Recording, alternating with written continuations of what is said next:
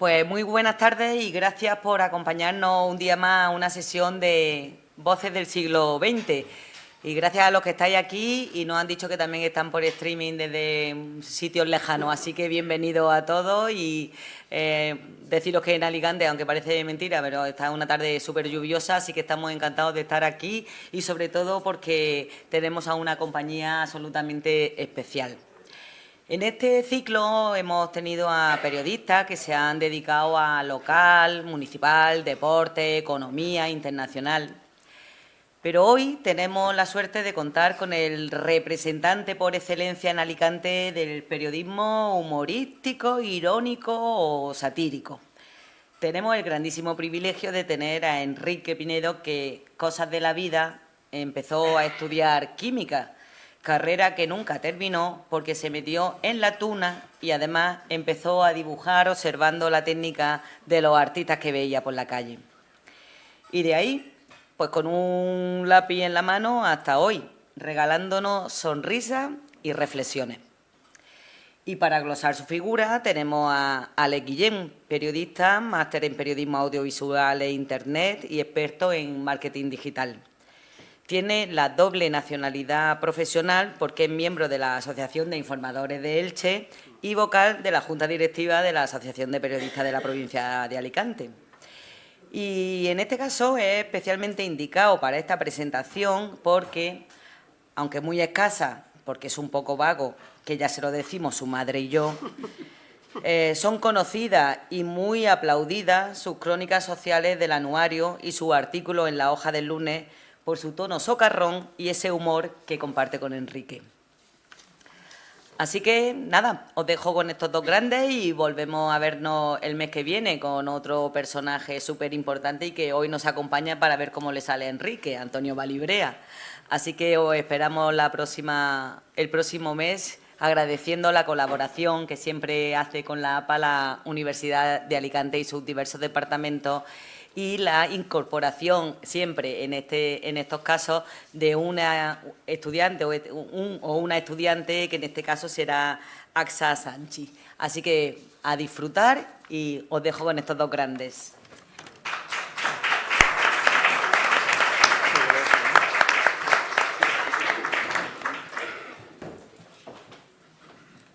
Bueno, yo no soy grande, pero me cuelo para poner el vídeo. Bien. Antes de hablar yo, el vídeo primero. Exacto. Primero lo primero. Colocaros para que no duela el cuello.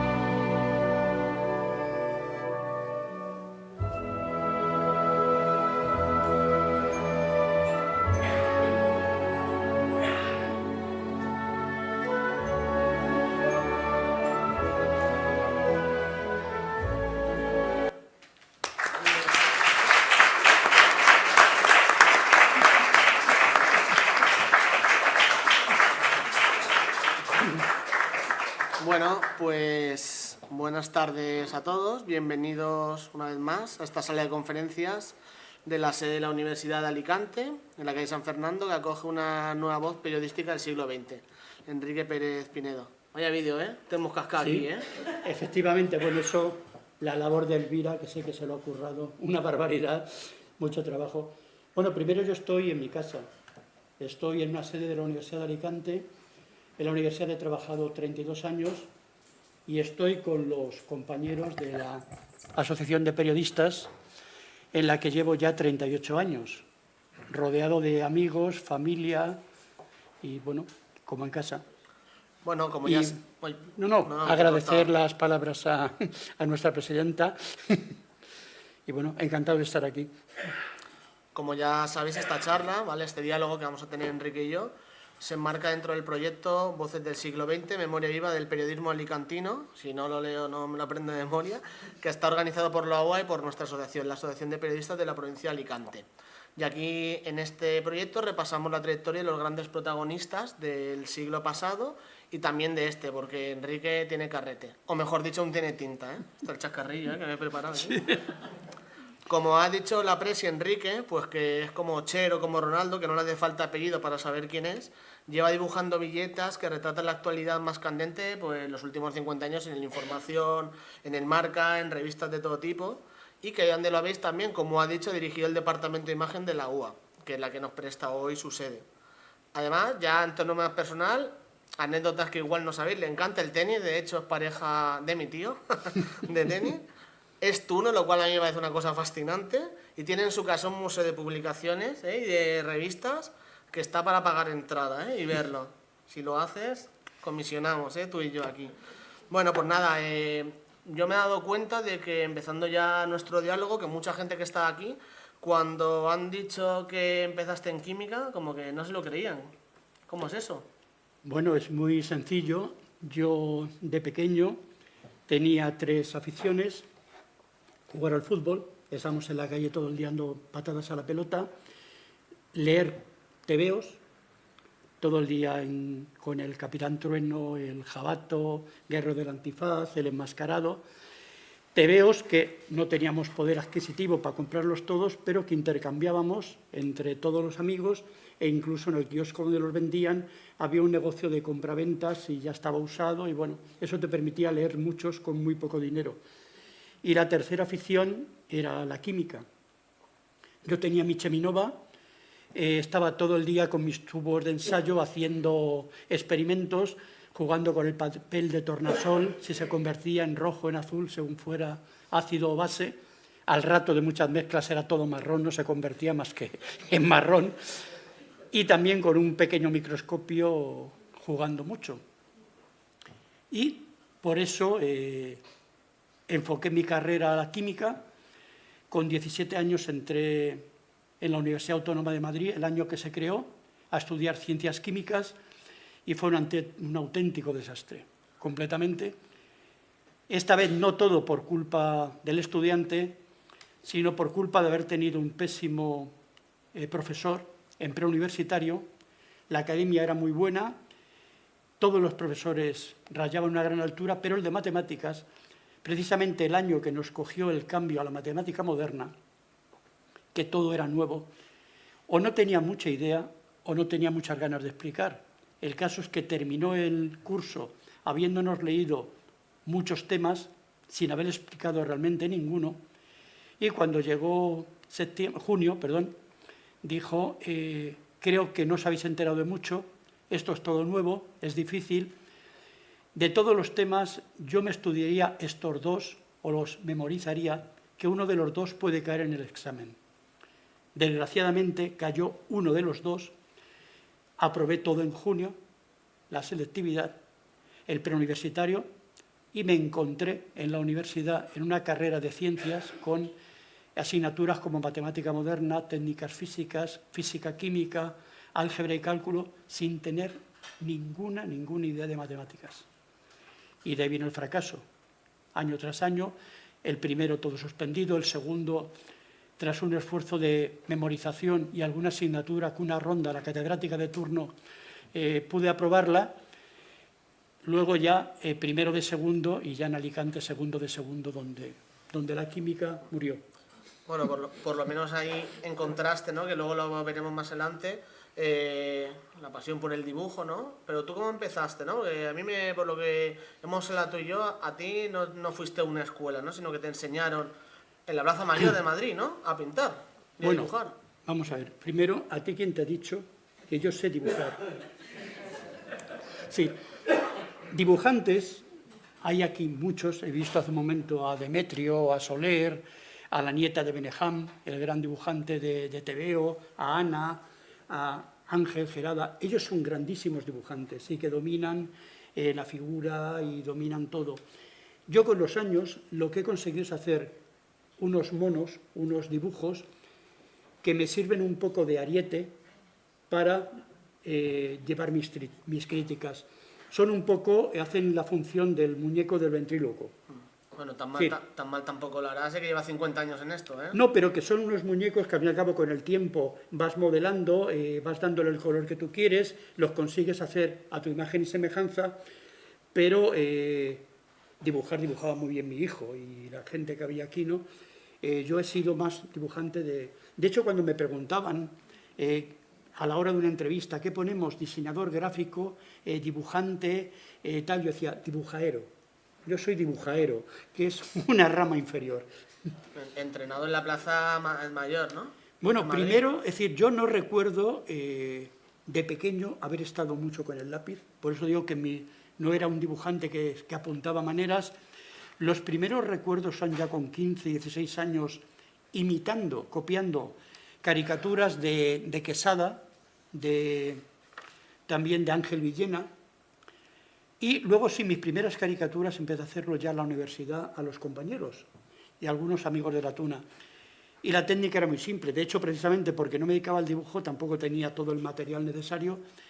Y en la Plaza Mayor de Madrid, en la Plaza de Neptuno y en algunos sitios emblemáticos, había dibujantes de estos que hacían cientos de dibujos al día de cara al público para venderlo a los turistas. Y la técnica que utilizaban era un palillo mondadientes mojado en tinta china, y eso era una plumilla extraordinaria que mantenía siempre el mismo trazo, que además pintaba muy bien, e incluso cuando se secaba lo utilizaban frotando lateralmente para dar sombras grises. Y así hice yo mis primeros trabajos, por eso fueron mi primera escuela. Luego, una vez que entró en el periódico, fui muy poco tiempo, unos meses, a la Escuela de Artes Aplicadas a hacer modelado y hacer dibujo a carbón de estatua. El periódico en ese momento ya me reclama para ir unas horas y se me rompe mi intención de continuar porque coincidían. Y luego sí que estuve más adelante con dos grandísimos pintores que eran Pedro Picó y Sara Tato en el estudio que tenían en en el Raval Roig, Virgen del Socorro, donde fui y aprendí mucho, fui a la intención de aprender acuarela y aprendí mucho a utilizar el color. Ellos sí que fueron los grandes maestros del color. Y hasta ahí puedo leer. Dices que los primeros dibujos, las primeras caricaturas fueron a tus compañeros de la Tuna. Sí. ¿Cómo acaba Enrique en la Tuna? O sea, ¿cómo empieza? Porque acabar no ha acabado. A ver, Pero no ha acabado porque la Tuna además... no acaba, la Tuna No, siempre está ahí. en otras cosas, hay una leyenda que dice que los tunos no se mueren nunca porque no pueden pasar a mejor vida. Entonces, dicho eso, yo con 15 años tenía una tía monja en Orense y le regalaron una mandolina. Dijo, esto es un buen regalo para mi sobrino, me la mandó a Madrid. Mi padre buscó un amigo suyo, un militar retirado, para que me diera clases con 15 años. Duré 2 o 3 clases porque bueno, se empeñó en enseñarme Verdes Campiñas y Siboney. En el momento en que los Beatles empezaban a despuntar, los Bravos estaban con su Black is Black y bueno, los Rollins, es decir, en ese momento intentar aprenderte Verdes Campiñas y Siboney se me hacía un poco duro. No hacía afición. Llego a la universidad y entran en uno de los primeros días de clase un grupo de compañeros, interrumpen la clase, dice queremos hacer una tuna, tú que tocas, yo toco bandurria, toca algo, bueno, no sé, ya veremos, yo toco guitarra, bueno, vale. Y yo no mentí, Yo dije, yo tengo una mandolina. No dije que supiera tocarla. Y entonces todos estallaron en júbilo, ¡tenemos una mandolina! Llegó el primer ensayo y dije, ¿alguien sabe cómo se afina esto? Lo siguiente fue algo muy normal en la tuna, que le den un laúd. Un laúd, 3 acordes y ya funciona. No, o sea, si partíamos todos de cero. Y esa fue mi entrada en la tuna, cosa que agradezco infinitamente, porque cuando yo llegué a la universidad, daba gracias de haber nacido en España y no en Estados Unidos, porque yo era tan pavo, que el primer pavo que hubieran matado el Día de Acción de Gracias era mí. Eso te espabiló un poco, ¿no? Me espabiló al año, aparte de todo el dinero que me ahorré en psicólogos, aunque luego te lo gastaras en cubatas, y todas esas cosas, o sea, había ahorrado eso, sesiones y sesiones, me importaba todo un bledo, como dije en segundo ya, el aprobado en biología fue con una ronda días antes a la catedrática porque la cosa iba muy justa, y en fin, salimos del paso. Y además te ha servido para ver, que también te fuiste a Múnich ahí con tu matrícula para fardar, Bueno, frontear, que diríamos nos ahora. fuimos 5 años, salíamos, además era una época muy difícil, primero porque aquí estábamos en la dictadura, salir era más difícil, había sitios que en Italia donde nos decían mucha gente, a vosotros, a los españoles, os queremos mucho a pesar de Franco. Vale. Íbamos con un Dauphin, matrícula de Murcia, que se caía a pedazos, y hacíamos 15.000 kilómetros con él en un viaje, con alguna que otra avería, y cuando nos preguntaban dónde éramos, decíamos de Múnich. Si pone Mu, la matrícula. Sí, no sé ni por qué lo preguntas. Y eso pues, nos permitió, por hacer, por ejemplo, Alicante-Copenhague, que fue 1 mes y medio, salíamos entonces sin dinero ninguno, no había tarjetas de crédito, no había móviles, no había nada y efectivamente, o sea, si tenías una avería y quedábamos completamente en blanco, pues bueno, tocábamos en el primer sitio con lo que sacábamos para comer y a continuar la marcha. La financiación privada, ¿no? Claro, y el caso es que luego hacía hacías cuentas a la vuelta y la burrada de dinero que habíamos ganado impresionante, porque 4 señores, 1 mes y medio en el extranjero, en hoteles, desayunando, comiendo, cenando y pagando 15.000 kilómetros de gasolina, peajes y demás, tienes que ganar mucho dinero para que dé para todo eso. Y volvíamos con tomavistas, radiocassette, máquina de fotos, cargador de cosas. O sea, que bien. Los de mi generación tendrían que haberse ido con la tuna para ganar dinero ahí en el extranjero. Bueno, entonces, enfocando un poco, tienes una etapa universitaria súper exitosa ahí en Madrid, donde brilla por todos los triunfos académicos que no tienes, y llegas aquí a Alicante. Y entonces te dedicas a dar un volantazo y ya empiezas a dedicarte profesionalmente al humor. Pues no. No me consta. No, vamos a ver. Yo llego a Alicante, mi padre se jubila, teníamos aquí familia, estaba mi abuela, estaban mis primos, mis tíos, y nos venimos a Alicante. Me matriculó en el CEU a segundo de segundo, y a la vez veo un anuncio en prensa de aprende a hacer chistes por correspondencia, lo cual me llamó la atención porque yo me gustaba el dibujo, me gustaba el humor, y bueno, a ver qué es esto. La verdad es que era una maravilla, aprendí muchísimo y sobre todo aprendí muchas disciplinas, aunque luego no las utilizara. Es decir, ahí 1 mes era a lo mejor el trabajo sobre humor puro, otro el humor surrealista, otro el humor negro, otro el humor de sexo, el humor verde, el humor rosa, y esta vez todas las prácticas las haces con rotulador, con plumilla o con lápiz o con ceras, pasteles. Es decir, te obligaban a utilizar todas las técnicas. Te pedían un dibujo o 2 al mes y yo mandaba 8, 10, 20 muchas veces y me los corregían todos. Sí que curiosamente me acuerdo que el que más me costó de todos, es cuando me pidieron un chiste de actualidad. Igual que siempre mandaba 10, 15 o 20, mandé 1. No se me ocurría nada. Fue el que más me costó, curiosamente, de lo que luego he vivido. Y bueno, esos fueron mis inicios y bueno, como empecé a dibujar, el curso me lo tomé muy en serio, lo terminé y para cosas raras en mis expedientes académicos lo acabé bien. No no todo es química. Claro. También eso.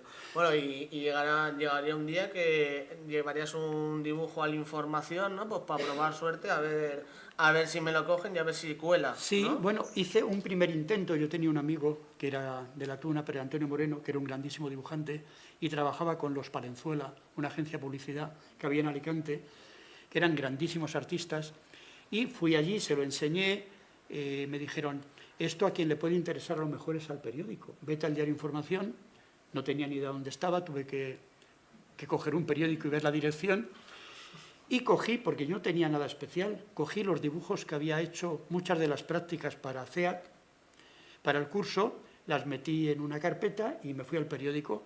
Me recibió Fernando Gil. A media mañana ya no había un ni Dios. Yo no sabía que los periodistas ahora dormían aún. Y dije, yo tengo esto, por si le puede interesar al periódico y tal. Dijo, bueno, déjelo ahí, venga otro día. Otro día fue al día siguiente, a la misma hora. Encontré a la misma persona, nadie más. Y le dije que se acuerda que le había dejado unas cosas que ¿qué les parece? Dice, ¿tú que no lees el periódico? Dije, a estas horas no. Dice que ya hemos publicado uno. Evidentemente, de los dibujos que dejé, habían seleccionado uno y lo habían publicado, que es el que ha salido antes ahí. A partir de ahí, bueno, ya me pidieron, eso sí, por favor, los chistes de actualidad. Dije, no, sin ningún problema. Bueno, igual sí, pero bueno. Igual sí. Pero ya entonces tenía morro para decir sin ningún problema. No problema. Y luego entras a principios de los 70 ahí en el Información, ¿no? Con este dibujo, en la Información, donde menos director ha sido de todo, todos los puestos habidos y por haber. Tanto no, pero...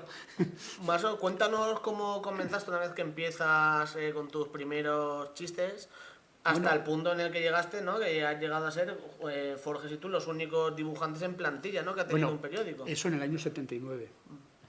No, ahora habrá menos porque se los quitan de encima los periódicos. Cada vez hay menos.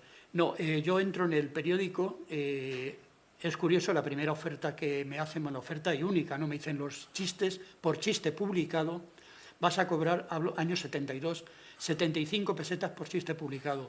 Si yo entregaba 20 y publicaban uno o dos, es lo que cobraba. Era una miseria, puede parecer y lo era, pero la explicación del director también era lógica.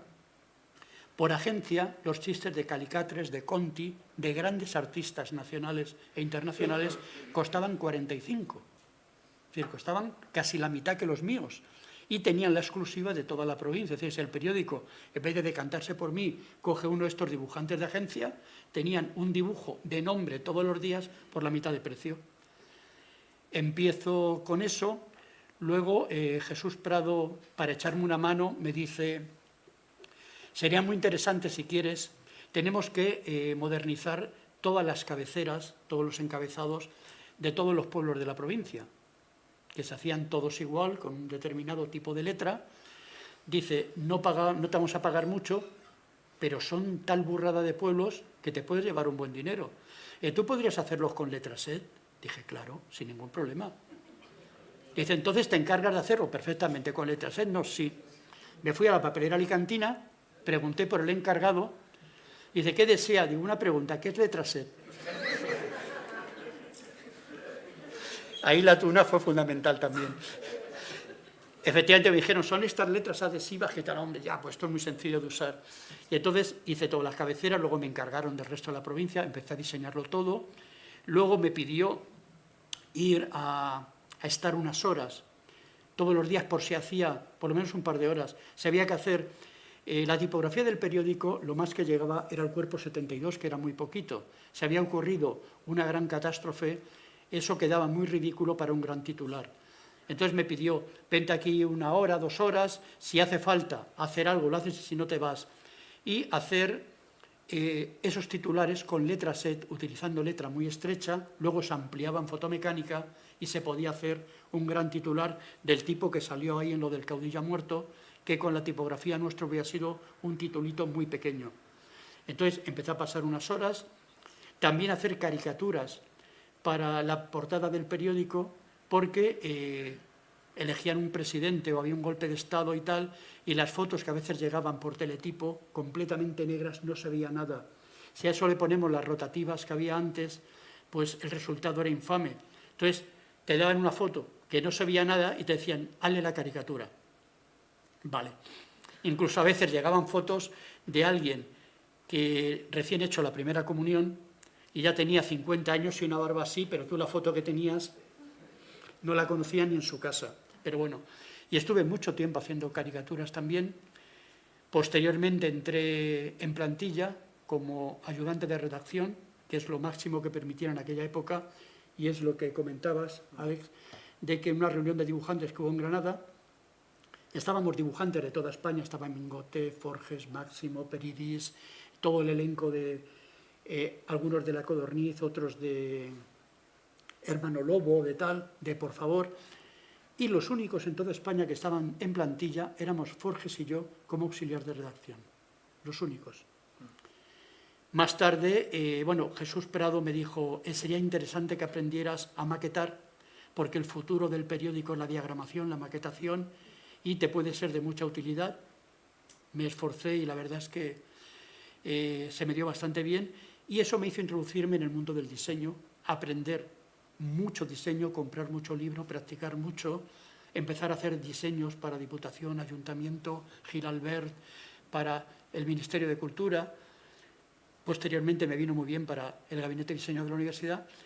Y bueno, en el periódico, luego en una etapa posterior en que compartí trabajo en universidad y periódico, ahí fue la época del boom de la infografía y me dediqué a hacer todos los gráficos del periódico. Has hablado de Jesús Prado varias veces, una figura muy importante para ti, ¿no? Para mí fue fundamental, es decir, creyó en mí cuando empezaba, que es muy difícil creer en alguien cuando lo que lleva son unas muestras de unos ejercicios que además el humor es incipiente, no tienes claro un estilo. Luego hubo un momento que mis dibujos los tenía ya muy definidos, había ganado incluso muchos premios con ellos, pero eran dibujos muy, muy rígidos.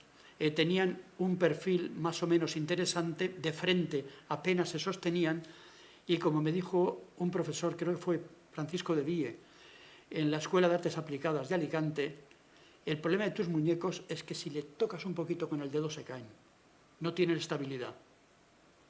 Entonces, luego una cosa, en esa época, era una época muy difícil para fotógrafos y dibujantes, sobre todo en provincias, donde el fotógrafo muchas veces no cobraba, porque el hecho de que su nombre apareciera en el periódico ya te hemos pagado suficiente, te estás haciendo famoso, y si tenían un estudio le sacaban rentabilidad, y los dibujantes copiaban de muchos periódicos, o había mucha gente que trabajaba gratis. Entonces, al hilo de Jesús Prado, delante de mí ha llegado gente con auténticos portafolios, con dibujos maravillosos, y le ha dicho a Jesús Prado, esto es lo que yo hago, quiero publicar en el periódico, y como tengo, uno era visitador médico de farmacia, yo gano suficiente dinero para no necesito cobrar, yo esto lo haría gratis. Y le dijo Jesús Prado, lo siento, pero aquí a los que trabajan les pagamos a todos y ya tenemos dibujante. Y que se podía haber agarrado ahí como se agarraban en otros sitios, y bueno, siempre lo he tenido conmigo, y la verdad es que un director fabuloso. Hasta 50 años has visto de todo. Veamos, la muerte de Franco, las elecciones, el 23F, ETA.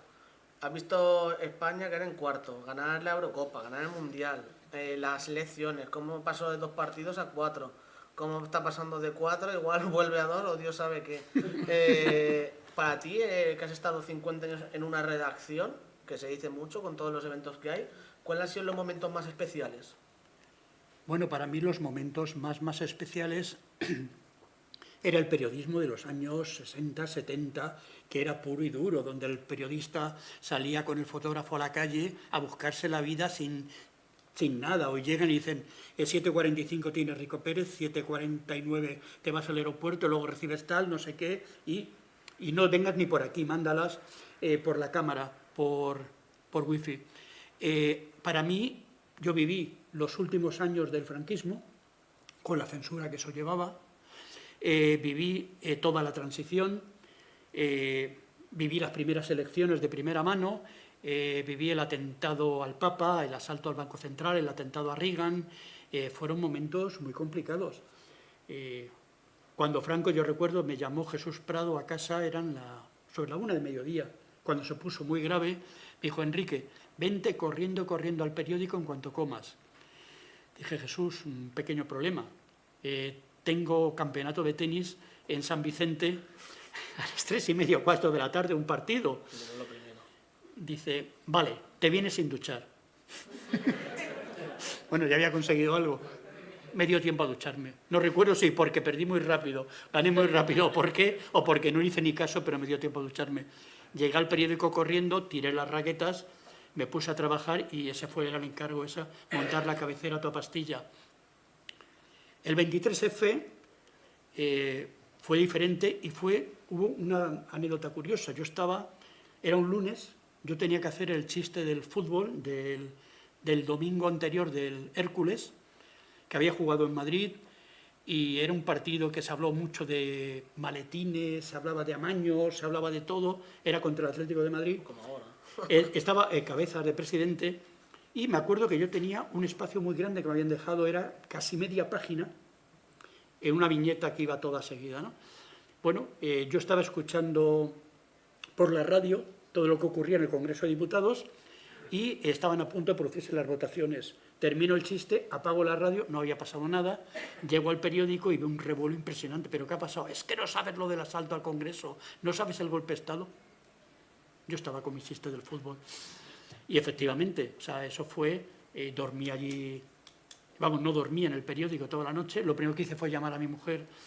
Mi hijo iba al colegio que había a la guardería al lado, al San Jorge, y decir: mañana el crío que no venga a clase, que no está el horno para bollos al lado de un periódico. Y bueno, lo mismo, pues lo del asalto al Banco Central, es decir, lo de ETA. Yo hice chistes, evidentemente, de los atentados, y recuerdo cuando la muerte de Miguel Ángel Blanco, sí. A los pocos días me llamó Forges, me dijo: Enrique, ¿tú has hecho un chiste de Miguel Ángel Blanco? Digo: sí. Una tira, dice: me piden del Ayuntamiento de Ermua tu dibujo para una exposición reivindicando la paz en el Ayuntamiento de Ermua, y me han pedido tu dirección y tu teléfono. Dice: evidentemente, en un ayuntamiento del País Vasco, como está el tema, como está el tal, yo no doy teléfonos de nadie, salvo que tú quieras que se lo dé. Le dije que sí, que no había ningún problema. Se pusieron en contacto conmigo, hubo esa exposición y el chiste estuvo allí con el resto. Sí. Bueno, aquí tienes muchos compañeros que han estado contigo en la información.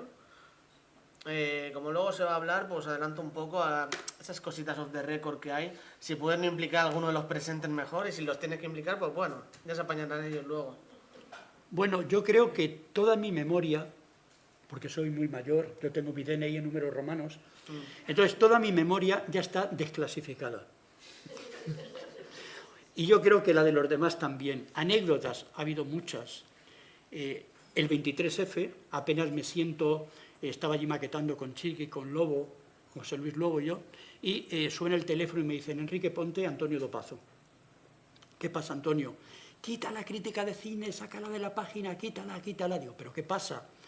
La crítica de hoy es la crítica de La Quinta del Porro, que acababan de estrenar la película, y es toda una burla de los militares. Evidentemente, no era el momento para salir. Luego, otra anécdota, comenté que el día anterior era lunes, el día anterior había habido fútbol, y era el Michan en Elche. Entonces, en las gradas había el gran cañón del ascenso. Sí. Claro, salir ese día en las páginas centrales en una gran foto con un cañón tampoco parecía lo más apropiado, ¿no? Solo en Elche lo hubieran entendido. Solo en Elche lo hubieran entendido. Y entonces, bueno, la verdad es que estuvimos en la redacción muy tranquilos toda la noche. Pues yo tenía todas las fotos de Tejero y todas encima de la mesa, cuando dijeron: pues las escaleras sube un capitán. Y bueno, ¿tú has jugado alguna vez a eso de las cartas tapadas? Tapando las fotos. No hizo falta, porque entró directamente por la puerta de atrás al despacho, donde le vino a decir al director: tranquilos todos, aquí estamos con el rey, estamos con la Constitución, y por supuesto que nada de con el golpe, o sea que hacer vuestra labor tranquilamente. Y se fue. Nosotros no llegamos a ver la cara ni se quedó por allí. Oye, tú que llevas, como estamos hablando en este bloque de la información, ya para cerrarlo, ¿cómo lo ves ahora? Lo veo muy bien dentro de cómo está la prensa, es decir, sigue siendo un periódico puntero a nivel nacional muy bien considerado, con grandísimos profesionales. Evidentemente, ya muy poca gente lee el periódico en papel, debo ser uno de los pocos, que voy todos los días al kiosco a por él.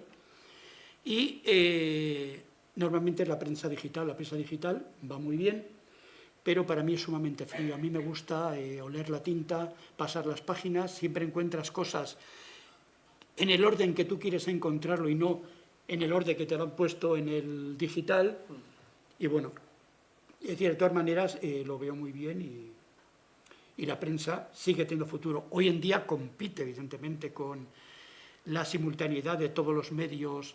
Google te avisa inmediatamente si ha ocurrido algo, le dice a tu mujer si no estás en casa, cualquier cosa, es todo inmediato, pero que yo veo bien a la prensa y muy bien al periódico. Muy bien, pues nada, vamos a cambiar de bloque. Ahora, como diría Rocío Jurado, nos debemos a nuestro público, a quien nos paga, que en este caso es la Universidad de Alicante y la Asociación de Periodistas de la Provincia de Alicante. No nos pagan, lo hacemos todo porque amamos el periodismo. ¿Tú lo has cobrado? Aún no, eso luego, eso no es hablando. Entraste en la Asociación de Periodistas de la Provincia de Alicante, la antigua Asociación de la Prensa de Alicante, por lo que llamaban la tercera vía, que nos vas a explicar un poco para los que no lo conocemos bien qué es, y además entraste de potra. Bueno, la tercera vía se abrió en el año 1988, creo recordar, y fue una manera de normalizar.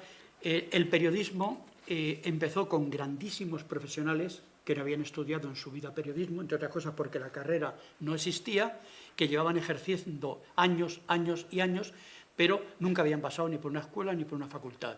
Estaba ese grupo, luego llegó la Escuela de Periodismo, la Escuela Oficial de Periodismo, y más tarde la Facultad de Ciencias de la Información, que ya es la carrera oficial de periodismo. En esas etapas anteriores había mucha gente que era tanto más periodista que los recién formados, pero no tenían título. Entonces se abrió una vía que durante un mes se reunieron en Madrid asociaciones de la prensa de toda España, la Federación, sindicatos y representación del Gobierno para estudiar caso a caso, ver sus expedientes y con lo mismo ver quiénes tenían derecho a entrar a estar colegiado como un periodista más. A mí, como todo en esta vida, me pasó de potra. Yo estaba jugando al tenis con Antonio Dopazo y no sé si también con José Ramón Giner, y de repente me dice Dopazo: ¿has echado los papeles para lo de periodismo? Digo, ¿qué papeles? Dice, Enrique, se acabó ayer el plazo, había que presentar en la Asociación de la Prensa toda la documentación, se cerraba el plazo, tenías que presentar un montón de papeles, no haber hecho publicidad no sé cuánto tiempo, un certificado del periódico, bueno, muchas cosas. Digo, no tenía ni idea. Pues a ver si lo puedes arreglar. Preparé un par de días todo a toda pastilla, fui corriendo, allí me encuentro a Belén, que raro, que siempre está en la Asociación de la Prensa. Me encuentro a Belén y digo que venía a traer esto, pero creo que se ha cerrado el plazo. Dice, sí, pero hay un problema. Blas de Peñas, que era el presidente entonces, le ha dado un infarto, está en la UCI y nos han dicho en Madrid que hasta que no se recupere retengamos aquí los papeles. Un spoiler, hoy está aquí, ¿eh? Sí, sí, no. Está aquí. Y efectivamente la gravedad estaba muy grave en la UCI, me cogieron todo el papeleo, salió a tiempo, efectivamente está aquí, esos 38 años después, y llegó a Madrid, se aprobó y así entré en la Asociación de la Prensa. También tuvo que ver el tenis cuando entraste en el gabinete en la Universidad de Alicante, porque como siempre que había algún evento importante en tu vida está el tenis de por medio, digo yo. No, pero me daba tiempo a estar en los sitios porque como nunca estuve en Roland Garros, en Frasemillo, en el Open de Australia, entonces estaba por aquí, que es donde podía jugar, podía hacerlo. No, la universidad fue otra historia. La universidad fue que el periódico Información, como el resto de prensa al principio en España, eran prensa franquista, era prensa del movimiento. Posteriormente, cuando llega la transición, se convierte en medios de comunicación social del Estado, pero seguía siendo ilógico que el Estado tuviera los periódicos con un control sobre ellos y metiendo dinero, ¿no? Aunque muchos de ellos información era uno de ellos, era autosuficiente y generaba dinero suficiente incluso para pagar deudas de otros. Llegó un momento, en el año 84, que se venden, se privatiza lo que había sido prensa del Estado durante mucho tiempo y los trabajadores teníamos tres opciones. Una, quedarnos con la nueva empresa y supuestamente mantener la antigüedad. Otra, cobrar la indemnización. Había gente que había entrado con 16, 17 años al periódico y ya tenía muchísimos años y realmente cobró muchísimo dinero. Y la tercera vía era, éramos personal laboral del Ministerio de Cultura, ir a un ministerio, aquí nos reclamara, ir con nuestro sueldo debajo del brazo, unos se fueron a hacer nóminas, otros expedientes, otros ir a una administración. A mí en principio me reclamó Emilio Soler, yo iba a ir a la Delegación de Cultura de Alicante y un día antes me llama Benjamín Oltra y me dice que la Universidad de Alicante, el entonces rector, Antonio Gil Olcina, quería que yo fuera a la universidad para montar un gabinete de diseño. Yo por aquel entonces diseñaba como particular la revista Campus, que era una revista de lujo de la universidad, que se enviaba a los reyes, al presidente del gobierno, colaboraban premios Nobel, incluso algunos sus primicias las ponían ahí, sus descubrimientos, era una gran revista, y querían que siguiera la labor en la universidad más lo que pudiera aportar. Llamé a Emilio, le dije, tengo esta propuesta de la universidad, y dijo, no seas tonto, ese es mejor sitio que Cultura. Y así fue como llegué a la universidad. Y acabaste de director. Bueno, acabamos, no, llegamos, María Rosa Mirasierras, que está allí, y yo juntos, y formaron, igual que una gente que entró en imprenta, el jefe de talleres y varios, nosotros llegamos y formaron el gabinete de prensa. Gabinete de prensa donde ella hacía todos los comunicados, tal, hacía de todo, entrevistas, lo llevaba muy bien, y yo hacía todos los diseños, promoción de campañas de la universidad, folletos, etcétera, pero no teníamos nada que ver el uno con el otro, salvo que nos llevábamos muy bien y compartíamos un espacio muy pequeñito. Entonces, en el año 86, 88, no me acuerdo, fuimos a, creo que 88, fuimos a ver al rector, entonces de Ramón Martín Mateo, y le explicamos que ni ella era mi jefe, ni yo era su jefe, que era un absurdo estar los dos formando un gabinete de prensa, que ella debería ser la directora del gabinete de prensa y yo el director del gabinete de diseño. Y aunque éramos unipersonales, ser los directores, que quedara claro. Se me está bien. Le pareció muy bien al rector y ese mismo día firmó el escrito, lo pasó por registro y desde ese día fuimos directores ambos dos del sitio que seguíamos compartiendo. Pero no pusimos líneas rojas y nos seguimos cohabitando bien. Bueno, esto de ser director unipersonal se lleva. Yo también Claro. lo soy, no pasa nada. Y aquí estamos. Bueno, aprovechando que estamos en la Universidad de Alicante, ¿vale? Ya que estamos hablando aquí en la UA, voy a cederle un momentito mi rol de entrevistador, pero poco, ¿eh? A Aya Sack, que es alumna del Máster de Historia Contemporánea y que tiene un par de preguntas. Vente para acá y no seas tímida, venga. Dispara, que... Si no lo tienes, las tengo ya aquí apuntadas. Sí, las tengo apuntadas. Perfecto. Hola. Muchas gracias. Aya. Bueno, te voy a hacer dos preguntas. Muy bien. La primera, ha formado parte del jurado oficial de las hogueras de Alicante durante 40 años. Desde su experiencia como periodista y humorista, ¿cómo ha visto evolucionar la fiesta? ¿Y qué retos cree que afrontan hoy las hogueras en el contexto cultural y social actual de la ciudad? Bueno, las hogueras de Alicante han evolucionado muy, muy positivamente. Han ganado en monumentalidad, en calidad, los acabados ahora son muy buenos, la pintura y sobre todo han mejorado mucho en un aspecto importante que es la crítica. Hubo unos años, la hoguera es crítica, y hubo unos años, sobre todo por los 80, principios de los 90, donde empezó a brillar por su ausencia. O la crítica que había, es decir, en vez de criticar los gravísimos problemas que había en el barrio, iban a grandes conflictos internacionales, mundiales, y pasaban de puntillas. Yo que fui jurado, luego yo tuve hoguera muchos años en Gabriel Miró, yo me acuerdo cuando iba de jurado, un barrio que en aquel momento había cerrado correos, todos los comercios que había próximos, que vivían de correos, fotocopiadoras, papelerías, otros pequeños comercios también con regalos, bares, cafeterías, habían ido cerrando todo, se había despoblado, la prostitución había cogido la calle San Fernando, había problemas de limpieza, poco cuidada la plaza, los cactus estaban pudriéndose, los ficus, perdón, se estaban pudriendo, y las críticas eran que si los Estados Unidos, que si Irán, que si tal, y no era lógico.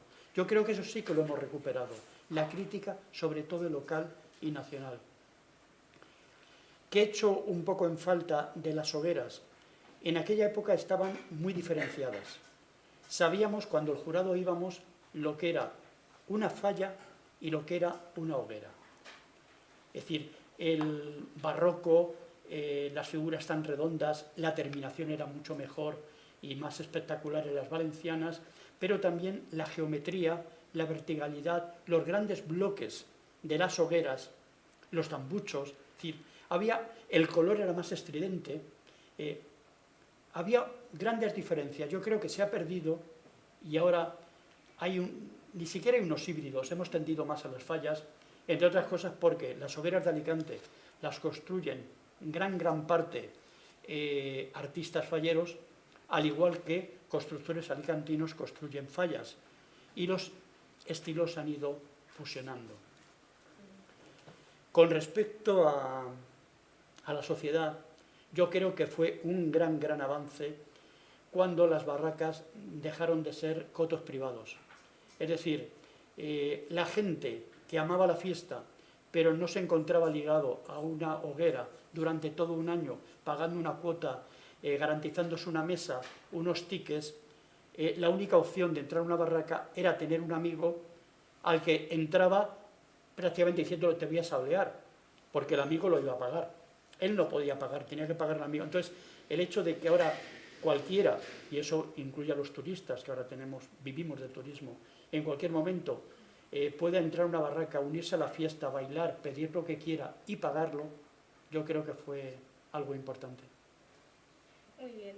Y bueno, la segunda pregunta está más relacionada que desde la Universidad de Alicante impulsó iniciativas como el Carnaval Universitario y el proyecto de humor social. En un momento en el que el debate público está cada vez más polarizado, ¿cree que el humor puede seguir siendo una herramienta de crítica constructiva en la sociedad alicantina? Bueno, ahí hay cosas muy diferentes. El carnaval nace en la universidad por 5 o 6 locos, entre los que estoy yo. Es decir, se acercaba el martes de carnaval y nos parecía que la comunidad universitaria debía celebrarlo. Entonces decidimos, contra viento y marea, en nuestro horario de trabajo, que nos vamos a disfrazar, que vamos a andar por el campus y que vamos a celebrar el carnaval. Incluso, bueno, hubo una de las personas, una chica que trabajaba en registro, que dijo, yo tengo unos disfraces de una comparsa, que eran todos de fichas de dominó, íbamos con antifaz, la cara pintada y una capucha, o sea, no se nos reconocía, trajo los disfraces y otro más tenía de su comparsa de moros y cristianos, tenía un traje de árabe y se lo puso. Y bueno, decidimos, llegado el día, nos disfrazamos, dejamos los puestos de trabajo, nos dimos paseos por el campus, como siempre apareció la prensa, se ve que no tenía otra cosa que hacer, nos pilló, nos llevó al monolito de la entrada, nos hizo unas fotos, salió publicado y no pasó nada. Hasta que al día siguiente el vicerrector de Cultura, Emilio Feliu, me llama al despacho, no sé por qué sabría que yo era uno de ellos, íbamos enmascarados, no sé qué fama tenía yo, me dice, Enrique, ¿tú eres uno de los que estaba disfrazado en carnaval? Pues sí, soy yo. Dice, ¿tú podías hacer que montáramos el carnaval en la universidad y que esto prosperara? Claro. ¿Qué necesitas? Muy poco. Necesito que gerencia dé permiso para que todo el que quiera a las 12 del mediodía pueda abandonar su puesto de trabajo, disfrazado o no, y unirse a la fiesta. Segundo, habrá que contratar una charanga. Tercero, habrá que hablar con el grupo Carnestoltes. Habrá que dar unos premios y, sobre todo, es importante para involucrar al alumnado y que esto sea una fiesta de verdad, poner una barra y hacer unas paellas. A todos sí, sin problemas. Y así se creó el carnaval de la universidad, que estuvo funcionando unos años, hasta que se lo cargó un gerente, pienso que con buena intención, y el Carrefour. El gerente, evidentemente se estaba haciendo eso, hay gente que se disfrazaba, gente que no, gente que tenía permiso para acercarse, pero quiso hacerlo bien. Y dijo, mañana es carnaval, todo el mundo puede fichar a las 12. ¿Que puede fichar a las 12? Mira, me viene de miedo porque tengo que hacer la compra de la semana, tengo que recoger al niño, tengo que hacer no sé qué. Y desapareció todo el mundo. Desde ese momento ya no hubo carnaval. La gente ya no le interesaba. Y entonces, bueno, seguimos 4 locos vistiéndonos cuando nos dio la gana, pero ya otra vez está oficialmente. Y lo otro era, el humor social nace de otra manera completamente diferente.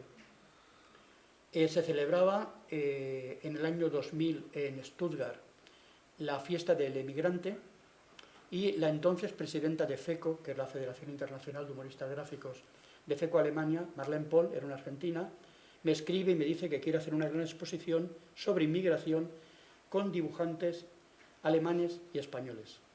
Mandamos toda la obra, la exposición es un éxito, y en la Universidad de Alicante, entonces era vicerrector de Cultura o Deportes, yo creo que no era de Deportes, Gabino Ponce, profesor de la Facultad de Letras, catedrático, dice, Enrique, ¿podemos traer esa exposición a la Universidad de Alicante? Dije, no hay ningún problema.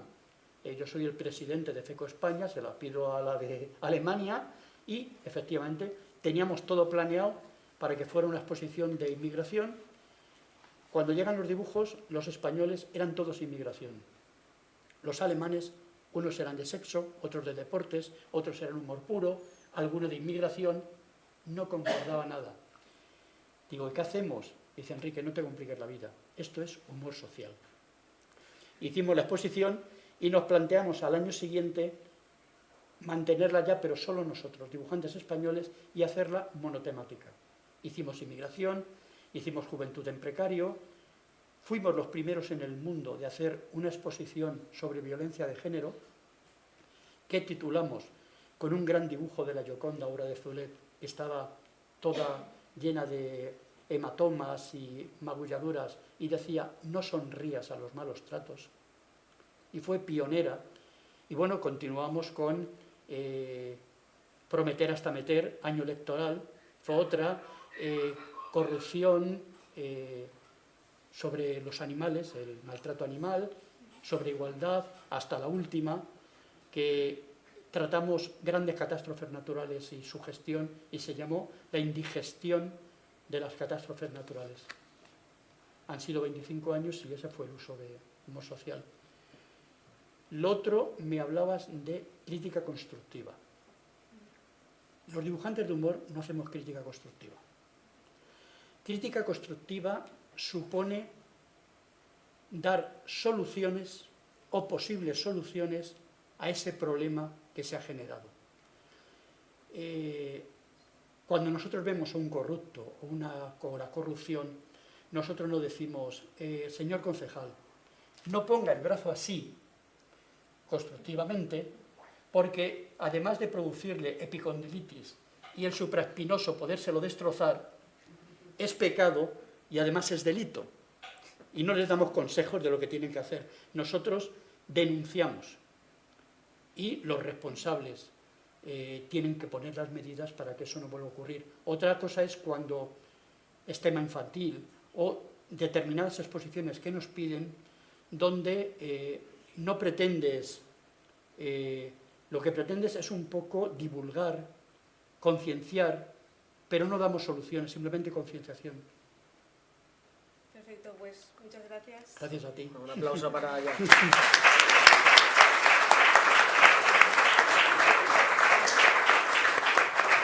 Bueno, pues nada, dos preguntillas más y Sí, seguimos. Y seguimos. Y seguimos, que aún queda. No me consta. Que aún queda. Ahora te lo recalco. Has dicho que básicamente que los dibujantes, los humoristas, no hacen crítica constructiva, deis palos y señaláis. Tú que has vivido, ya has dibujado en dictadura franquista, donde presumiblemente quizá haya más libertad de expresión que ahora, y también has sido censurado en plena democracia por dibujarle, por cometer el pecado de dibujarle un pezón a una sirena. O sea, ¿cómo ves este tema? La libertad de expresión, lo políticamente correcto. Es un meloncillo bueno, ¿eh? Para, Es un meloncillo bueno. para hablar. Y ahora, lo políticamente correcto es la censura más grave del mundo. Es decir, en época franquista había una censura importante. Sabíamos que había estamentos que no se podían tocar, como era el judicial, como era el militar, como era el religioso, la religión, pero todos los días ibas arañando un poquito, hasta donde podías, evidentemente. A veces subías 3 peldaños, te daban un palo, bajabas 2, subías 1, pero si miras la prensa, miras las publicaciones y todo, siempre se iba un poquito más adelante. Ahora vamos todos los días un paso más atrás. Porque hagas lo que hagas, digas lo que digas, siempre hay un colectivo con una piel muy fina, que todo le molesta, todo le da salpullido. Es decir, yo entiendo que los dibujantes siempre hemos ido muy por libre, y yo me acuerdo mi primer dibujo censurado en el periódico, que yo llegué pues en el año 72 a Jesús Prado y le dije el chiste de mañana. Lo vio y dijo: ¿tú qué quieres? ¿Que vayamos a la cárcel los dos? Digo, hombre, si es muy gracioso. ¿Gracioso? Era un gris pegando palos en la universidad diciendo el campus para el que lo trabaja. Evidentemente, el chiste es muy gracioso, pero esto no se puede publicar. Luego, evidentemente, yo he publicado muchas cosas, dicho de la Sirenita, que luego comentaremos. Yo he estado repasando algunas cosas. Yo en los años 72, 73, 74, 75, es decir, en franquismo, yo publicaba dobles tranquilamente en los chistes, y al igual que había compañeros en la Economía y otras revistas que le marcaban por dónde tenía que ir la rayita de la falda y hasta dónde la tenía que bajar el dibujante, a mí nadie nunca me ha censurado ahí nada. Pero sí, en plena democracia, en pleno siglo XX, un ejemplo, una revista que yo colaboraba, había una directora y yo publicaba, era mensual, un chiste de una página entera. Entrego el dibujo y me dice: uff, esto no se va a poder publicar porque es que has pintado una señora gorda.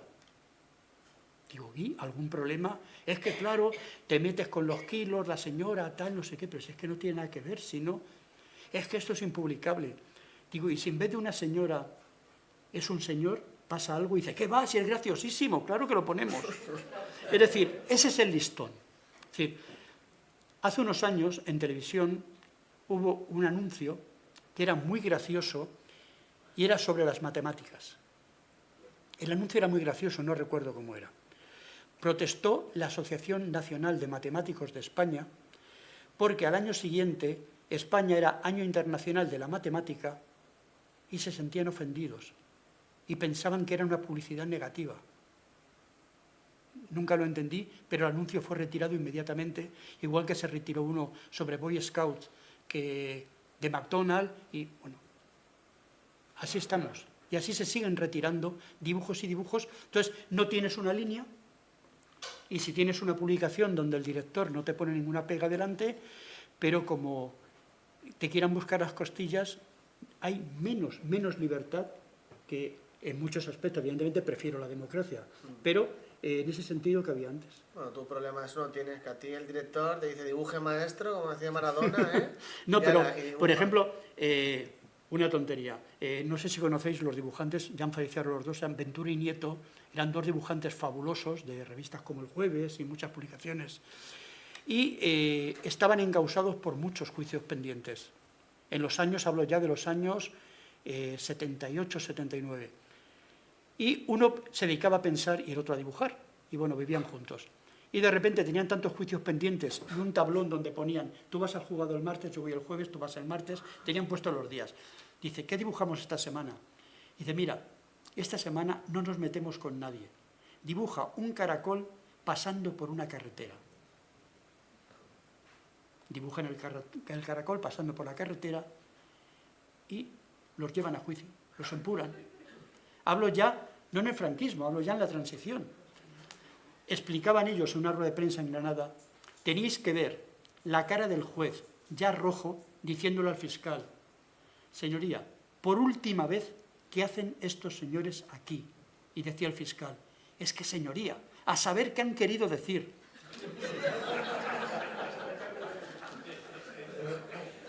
Ese era el nivel. Eso es lo que lleva, además, justo me lo dejas a bote para otra pregunta. Porque ¿qué es más importante? ¿El huevo o la gallina? No, ¿el dibujo o la idea que hay detrás de...? Siempre la idea. Siempre la idea. Yo siempre he sido defensor de eso. En España ha habido grandísimos dibujantes muy poco dotados para el dibujo, pero que han transmitido unas ideas maravillosas y están en la élite, en el Olimpo de los dibujantes. Y nunca me han gustado muchos dibujantes americanos, sobre todo norteamericanos, que con un dibujo fabuloso, un conocimiento de la figura humana, del dibujo, del watch, de tal, leías el chiste y no decía nada. Era absolutamente soso. No hacía reír ni a los niños, era un humor blanco muy malo. Sigo prefiriendo el dibujo. Lo cual nos lleva a la siguiente pregunta. Tú, como hombre de tenis, si tuvieras que montar tu Big Three, ¿vale? Tus 3 grandes humoristas o dibujantes con los que has trabajado, has admirado, has crecido, o los que están en tu panteón personal, ¿quiénes serían? Bueno, yo cuando empecé había un dibujante fabuloso que era Jean-Jacques Sampé. Era fabuloso, dibujaba en un mismo dibujo, a lo mejor que tenía 800, 1000, 1500 personajes. Si era una estampida de un centro comercial en rebajas, veías salir cientos y cientos y cientos. Era fabuloso, una línea muy fina, alucinante. Para mí fue un gran ídolo. En aquella época también había un español, Pus Rosado, que además se crió en Alicante, un colorista fabuloso que dibujaba en Paris Match. Y bueno, y tenía una gran admiración por Caloi, un dibujante argentino que era la competencia más directa de Quino y que para mí era más incisivo y mejor que Quino, y luego lo conocí años después. Y fueron mis comienzos. Luego yo me crié en la época de las grandes revistas, estaban todos los Sumes, Chumi Chúmez, Máximo, Gila, todos. El Big Three voy a mantener en primer lugar como Federer a Sampé, porque quizá tiene la elegancia que tiene Federer, como todoterreno que sabe llegar a las masas, que apasiona y que me parece genial, y gran amigo, al gran Forges. Y el tercero no es del mundo de editorialismo gráfico, de prensa, sino que es del cómic en general, pero creo que todos les tenemos una gran admiración y nos hemos criado con él, que es Francisco Ibáñez. ¿Y tú, Carlos Alcaraz, el que viene pisando fuerte? El que viene pisando fuerte... Se te he pillado, ¿eh? No, me has pillado, no. Es que, vamos a ver, hay un problema con los dibujantes de humor. Y es que parece que se mueren y no los sustituyen. Es decir, Forger lo deja y no hay un dibujante, a pesar de grandísimas firmas nacionales, que lo sustituya. El Ricky Rubio, la Flavita Banana, el otro tal, son remiendos que cada uno pone un día, uno pone 2, pero empezó Malagún, que es un gran dibujante. Forges no ha sido sustituido. El día que desaparezca el Roto o Peridis, yo creo que tampoco. Aquí en Alicante desapareció McFly después de más de 30 años publicando. Yo pensaba que buscarían a otro, no. Enrique, cuando yo estaba enfermo, he estado tiempo sin dibujar, y bueno, buscarán a otro, me parece bien. No, cogemos de nuestra empresa otros dibujos. La sensación es que no quieren pagar dibujantes nuevos. Entonces, cuando hablamos de gente joven, hablamos de un Orot que tendrá los 40, 40 y tantos. Es un grandísimo dibujante del País Vasco. Sí. El resto de dibujantes se está jubilando, y algunos trabajando para Internet, mal pagados, pero es difícil encontrar gente joven, que la habrá fabulosa, pero no tienen salida. Y si no tienen salida, no hay nada que hacer. Es decir, los dibujantes llegamos al periódico con muy poca sapiencia y con los años aprendíamos. Pero si tú, sabiendo mucho, no te dan la oportunidad, o necesitas formarte un poco más y no te la dan, pues has roto el ciclo. Sí. O sea que de momento el Wicard lo dejamos se queda vacante, en stand-by. Que sigan jugando muchos años. Que sigan jugando, que hay miles de premios. Pues sí. Hablando del tema del dibujo, es decir, lo has abordado un poquito antes, Tú ahora todos tenemos asociados tus dibujos, ¿no? Ojitos pequeños, nariz grande, pero no era así en sus inicios, lo has comentado antes. No. ¿Cómo te ha ido evolucionando? Bueno, la evolución, al principio, primero, cuando empiezas no tienes un estilo definido. Aunque no quieres copiar a nadie, inconscientemente tienes imágenes de otra gente y, bueno, el lápiz te traiciona. Luego, cuando empiezas ya a dibujar, a medida que las escenas se multiplican, aquí necesito 2 personajes enteros, o necesito una manifestación, o una muchedumbre, vas creando los personajes. Mis personajes eran muy rígidos, tenían una visión lateral, difícilmente frontal, unos pies que parecían pezuñas, más que zapatos. Cuando llegó la transición, yo me di cuenta que esos personajes no me daban para el humor que venía encima, el humor político, un humor más fresco, un humor de mucho movimiento de personajes, de extravagancia, podía ser un brazo muy largo señalando algo, no sé, se me quedaba ese dibujo muy rígido. Empecé a experimentar con todo tipo de técnicas y un dibujo completamente diferente. La antítesis de lo que yo hacía. Cuando ya lo tuve, era una página de deportes, no sé si un Hércules Santander me parece, que yo hacía una página entera de chistes. Llegué al periódico y le dije al director, a Jesús Prado, a partir de hoy este es mi estilo. Lo siguiente podía haber sido, a partir de hoy esa es la puerta de la calle. Pero perfectamente, sin embargo dijo, me parece bien, me gusta. Y entonces cambié radical el estilo. Supongo que para el lector los primeros tiempos serían un choque. En concursos internacionales durante un tiempo, donde hacía grandes dibujos, mantuve el estilo, porque además hacía unos guachos que se prestaban mucho, pero poco a poco lo fui cambiando y alternando. Y con los años, yo había empezado aquí, me había ido aquí, y te das cuenta que inconscientemente pasan los años, y acaba un estilo aquí, donde había cosas de aquí que sí decían de ti, y cosas de aquí que habían evolucionado, y digamos que ahora estoy en el punto medio. Bueno, pero eso es como todo, al final cada uno va encontrando su estilo en el tiempo. Sí, También pero... en la redacción, la escritura, en la manera de escribir. Claro, pero tú ves un dibujo de ahora y el que me fui a la otra parte y no tiene nada que ver, en absoluto. Esta va de rápido, esta tiene que ser certero, no vale pensar, Vale, 3, 1, 2, 3. ¿Cuántos premios tiene Enrique? Pues te lo voy a decir, exactamente no recuerdo, pero, aproximadamente no tengo ni puñetera idea. Entre 0 y 100. Entre 0 y 100. Pues menos de 100, tengo muchos. Vamos a ver, los premios para el dibujante, para el artista, al menos desde yo lo veo. Bueno, yo siempre tengo una teoría, contraria al Barón de Coubertin. Yo siempre he pensado que el que dice lo importante es participar es porque no ha ganado nada en su vida. Y tiene que justificar que no ha ganado nada. Es decir, entonces yo tenía, cuando yo empecé con los concursos, una teoría. Y era, lo importante es ganar. Y si encima participas, da igual que quedes en último, porque te habrás esforzado tanto que te has superado. Entonces, el dejarte todo por ganar implicaba una superación personal muy importante. Yo tenía un hándicap. En el periódico, la pregunta era muy corta, pero haber estudiado. Se fluye aquí. Se trabajaba en un formato muy pequeñito y en blanco y negro. Cuando yo empiezo a participar en Italia, en Bulgaria, en Brasil, en Japón, en concursos internacionales, te pedían normalmente 35 por 50, para mí era un formato donde me caía dentro, me perdía, y normalmente competías con artistas de todo el mundo, con grandes obras a todo color, y yo no tocaba el color. Entonces, para mí era un esfuerzo de superación tan grande, que, bueno, de ahí la importancia de los concursos. Y además se había recompensada con un premio, pues ya era la leche. De hecho, premios en Italia donde te decía el jurado la explicación y ese, por el gran colorido, el cromatismo y tal, la impresión, decías, ostras, pues ha merecido la pena el esfuerzo. Luego, evidentemente, en los días posteriores a un premio, mucha alegría, pero eso es efímero. ¿Y cuál es el que más te gustó?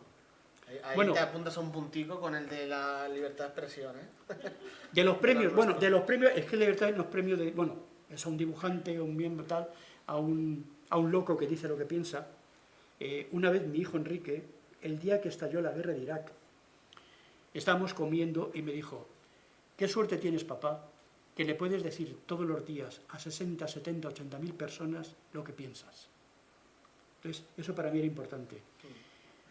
A mí me hizo mucha ilusión el primer premio, el premio de la Olimpiada Internacional del Humor, porque fue a los pocos meses de empezar a trabajar.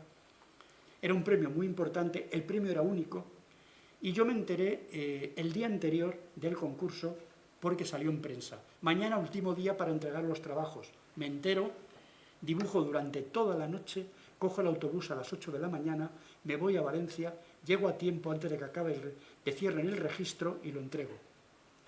Pasan un par de meses o 3, sé que han entregado los premios, pero no he leído en ningún sitio quién ha ganado, y llamo a Valencia. Digo, mire, por curiosidad, quería saber quién había ganado la Olimpiada Internacional del Humor. Y dice, pues mire, un tal Enrique Pérez Penedo. Dice, hombre, muchas gracias, soy yo. Dice, ¿en serio?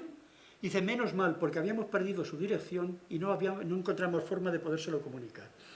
Ese fue el primero. Y luego otro que me hizo, y ya aparte de el de libertad de expresión, la primera vez que participo en una bienal en Italia, era una bienal que organizaba el Comité Olímpico Internacional italiano, y había 10 premios en metálico, 1 millón de liras, 800.000, 700.000, eran premios que hablo de esos años 80, eran muy importantes. Y luego decía, el jurado podrá dar algunos premios especiales. Y recibí un telegrama, de esos, sabría así, tan bonito, y decía, el jurado ha tenido a bien concederle un premio especial. Díganos forma de hacerle llegar un lingote de plata. Les contesté, no tengo ni idea, muy bien envuelto y que no se pierda. A los pocos días recibí el lingote por correo, y efectivamente un lingote de plata con una acuñación de la ciudad preciosa, y bueno, y luego recibí varios más, la verdad, se me dio bien ese concurso. Bueno, normal que sea tu favorito si recibes un lingote de plata. No, pero además un lingote muy bonito, una acuñación, pero claro, a ti te preguntan cómo recibes un lingote de plata, ni idea. Por sobre, siempre. Así. La esfinge. Bueno, vamos a ya arrancar ya el último bloque, ya un poco más personal. ¿Aún quedan bloques? El último ya, tenemos que... Sara, no te nos debemos a nuestro público que ha venido aquí a escucharte.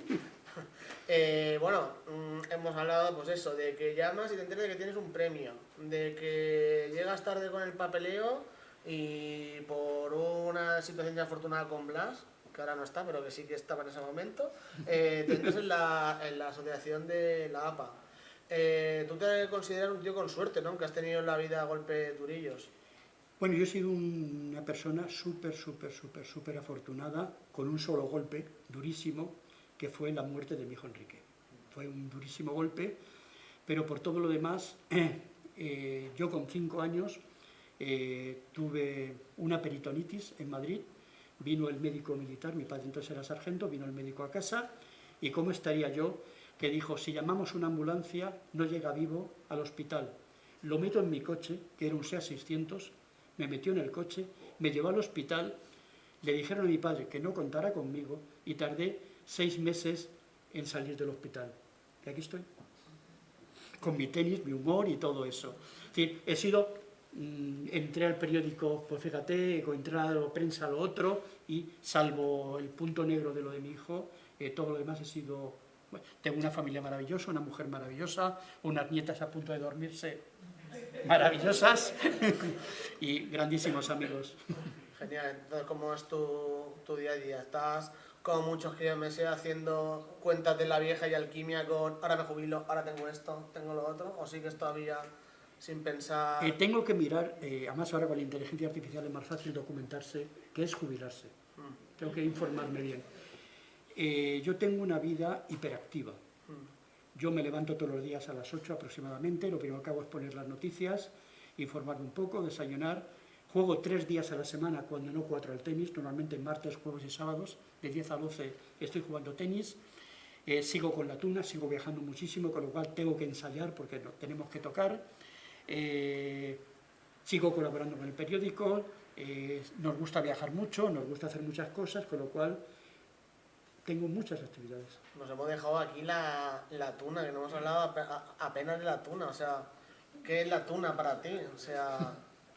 Pues ha sido mucho, y entre otras cosas yo estoy convencido, ya hemos hablado antes mucho en la Tuna, que mi sentido del humor se forjó allí. Te obliga a una acción-reacción, te obliga a buscarte la vida, muchos momentos de jiji, jaja, y todo eso pues se transmite. Y ahora mismo la Tuna está haciendo, aparte de que me lo pase muy bien, una labor yo creo que es importante. La Tuna tiene una cosa muy buena, diferente de las orquestas de Pulse y Púa o de las orquestas sinfónicas. Ahora que está de moda todos esos juegos y aparatos para reforzar la memoria, para entrenar el cerebro, para medidas anti-Alzheimer, nosotros tocamos en partituras, o sea, tenemos las partituras pero hay que aprendérselas. Entonces, ya no tocamos clavelitos, la aurora, sirena, las tintas, es decir, tocas la boda de Luis Alonso, tocas, no sé, la marcha Radetzky o tocas Agua, Azúcar y Aguardiente. Eso pueden ser 5 o 6 páginas que hay que memorizar dentro de un repertorio con mucho más temas. Eso te iba a preguntar, porque eso es una cosa que he tenido yo curiosidad, porque claro, yo salgo algún sábado que otro por Alicante, veo a jóvenes compañeros tuyos, ¿no? Un poco pasados de más, y digo yo, hostia, estos tíos, con lo que llevan encima, ¿cómo se acuerdan de las canciones? No, y entonces, bueno, pues fíjate que hay que memorizar todo eso, cada vez evidentemente me cuesta más y más, porque además los arreglos son más difíciles, y luego eso que has memorizado lo tienes que coordinar con las dos manos. Yo toco bandurria y laúd, y bueno, eso es un ejercicio importante. O sea, eso al final se puede volver complicado, ¿no? Bueno, hay un tuno que cuelga Bandurriato, es un antiguo tuno de Madrid que grabó temas clásicos de marcha turca y tal, ya en los años 60, es un tuno extraordinario. Le detectaron artrosis hace como 30 y tantos, 40 años, el médico está alucinado porque no le avanza, y él dice, si es que estoy haciendo todo el día rehabilitación, si estoy todo el día tocando la bandurria, ¿cómo me va a avanzar? Y bueno, ahí hace una labor importante. Sí. Bueno, y en tu día a día entonces, cuéntanos un poco cómo es ahora con... Eso, mucho tenis, dibujo, familia, nietas, compromisos, te piden a veces colaboraciones, bueno, de todo. Me gusta mucho el cine, veo muchas películas, me gusta mucho el cine, de todo. Sí, ¿cuál es tu película favorita? Pues te puedo decir 2. Una, La vida de Brian, y la otra, que nos saluda a nosotros, que es Primera plana. Bueno, en La vida de Brian bien, ¿eh? Sí. Que nos han dado los romanos, ¿eh? Sí. No, y La Primera plana con Jack Lemmon y tal, es una visión del periodismo de esos años bestial. Bueno, pues estamos ya prácticamente terminando ya. Entonces ya te lanzo la última y si quieres nos vamos, si no seguimos aquí hablando. Sí, porque esta gente querrá desayunar en su casa. Esta gente. Si tuvieras que hacer una viñeta de tu vida, esta me la apuntada, esta te la leo, tal cual, ¿eh? Si tuvieras que hacer una viñeta de tu vida, ¿qué dibujarías y qué texto le pondrías? Me dibujaría a mí mismo paseando por Alicante, relajado, con las manos en los bolsillos, como mis muñecos, y diciendo bien fuerte, la millor terra del mundo. Muy bien. Así sería. Muy bien. ¿Le pondríamos ya para redondear alguna musiquita o algo? Bueno, la musiquita, cuando me preguntasteis evidentemente qué música quería de fondo a mi vida, dije La vida es bella. Era lógico. Muy bien, pues nada. Aquí tenemos a Enrique.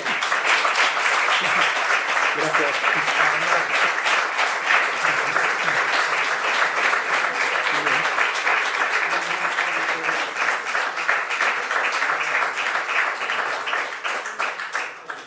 ¿Tenéis alguna pregunta? Seguro que sí.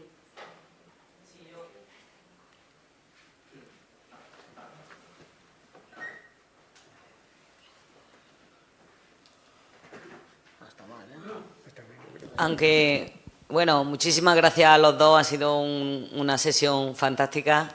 Yo quería preguntarte, Enrique, aunque los, digamos, periodistas humorísticos, dibujantes o como queramos llamarle, no den consejos, ¿tú crees que hay algo que se puede hacer para volver a tener la piel un poquito más gorda y que los humoristas y las personas que se dedican a hacer artículos de opinión y tal puedan escribir libremente y no con esta autocensura que tenemos en estos momentos?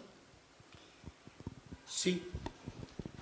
Permitirnos trabajar tranquilamente. Por ejemplo, antes tú habías comentado lo de la sireneta, que hemos hablado, cómo se censura en pleno siglo XX el que una sirenita esté enseñando un pezón, cuando en la prensa todos los días el topless está a la orden del día, cuando no el desnudo integral, y como encima eso lo hace una universidad, una vicerrectora de Bellas Artes y tal. Al hilo de eso, me voy a contar una anécdota, y yo creo que tiene que ver en lo que habría que hacer. En Elche, hace muchos años, deberían los años 80, yo normalmente hacía chistes de Alicante y pocos chistes de Elche, salvo que fueran de fútbol. Un día hice un chiste del alcalde. Automáticamente me llamó el redactor de allí, me dijo: Enrique, ¿cómo se te ocurre hacer un chiste del Ayuntamiento de Elche? ¿No ves que aquí no están acostumbrados a la crítica? El alcalde nos ha retirado el saludo, los concejales no nos hablan, no nos quieren dar información, y estaban absolutamente censurados. Dice: y eso, Enrique, aquí no puedes entrar haciendo chistes como si esto fuera Alicante. Me fui a ver a Jesús Prado y le dije: ¿te importa que durante 15, 20 días solo haga chistes de Elche? Me dijo: sin ningún problema. A los 10 días llamaba al corresponsal y decía: Enrique, me ha dicho hoy el de urbanismo, vaya leche que le has pegado hoy al de cultura. Al día siguiente, me ha dicho tal, no sé qué, el alcalde. A los 20 días era una bolsa de aceite. Ya, no creo que no pasó nada más, hasta que ya en los años 90 y algo, entonces era Francisco Saldaña, el director del periódico, me dice: mira qué carta ha llegado. Una peña del Elche, club de fútbol, pedía mi cabeza porque con mis chistes estaba desmoralizando al equipo y lo estaba hundiendo en segunda división. Y además, cuando trataba a otro equipo más próximo, no tenía tanta mala leche. Pero creo que la solución es ir hacia adelante, que se acostumbren. Cuando Gila hacía un chiste de un tullido, de un manco, o Ibáñez se burlaba con el personaje rompepechos, nadie pensaba que se burlaba de un cegato, que se burlaba de la ceguera, que el otro se burlaba de un señor que no tenía piernas. No, era humor, uno negro, hay humor negro, humor blanco, humor puro, era un tipo de humor. Si no te gusta, no te ríes, pero hay gente que sí que le gusta. Es eso. Es decir, yo no comparto y no me gustan muchísimos chistes de Sabliedo, muchísimos, yo jamás lo dibujaría, pero defiendo a muerte que puedan publicar lo que les dé la gana. Esa es la libertad de expresión. ¿Alguna preguntita más? Venga, que estamos aquí redactores veteranos de redacciones de muchos años. Me niego a creer que no haya más preguntas. ¿Ves? Así, nos alegramos ya. Buenas tardes, yo soy Ana Baquer, he sido redactora del diario Información muchos años y quiero darte las gracias por tu trayectoria en el periódico y porque yo sabía si uno de mis artículos había tenido éxito o no, o era bueno o no, si de él se hacía un chiste o se hacía una viñeta. O sea que puedo estarte muy agradecida de todos los artículos de los que has hecho chiste. Quería preguntarte cuál es el que más te ha costado, el que más tiempo o el que ha resultado más duro para ti. Bueno, yo he trabajado muchos años en el periódico, y a lo mejor me ha tocado también alguna información tuya, en que, al igual que Peridis, metían mi dibujo, que solían ser 1 o 4 viñetas en un cuadrado, dentro de la información. Para hacer eso, obligatoriamente, a las 10 de la mañana, cuando empiezan a maquetar todo el periódico, con todas las versiones que hay para las distintas delegaciones y demás, el maquetista se vuelve loco y tiene que coger donde va el chiste que coincida con la edición de la Marina Baja, con la edición de la Vega Baja, de tal, y entonces eso era un verdadero garimatías. ¿Qué ocurre? Que a mí el chiste, yo trabajaba en mi casa, me hacía gracia porque estaba en la cama viendo la tele esperando que me llamaran, que llegara el trabajo. Parecía otra cosa más que dibujante de humor.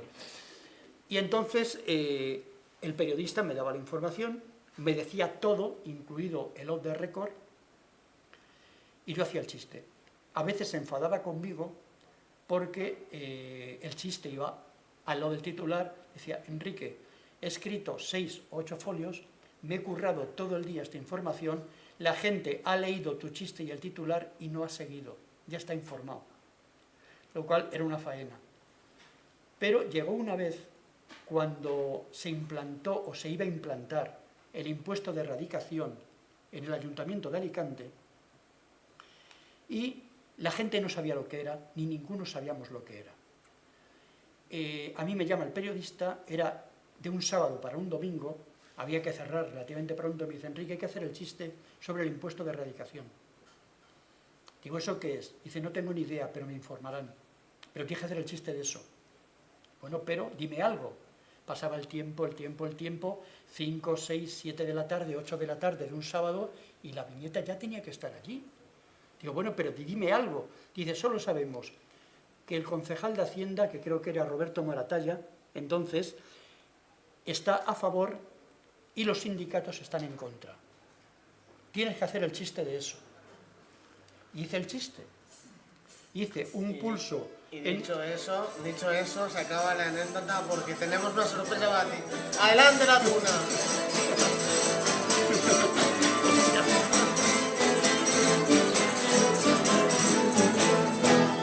Las olas barbantes a besar de las arenas de la playa con fervor, así van los besos míos a buscar en la playa de tus labios el calor.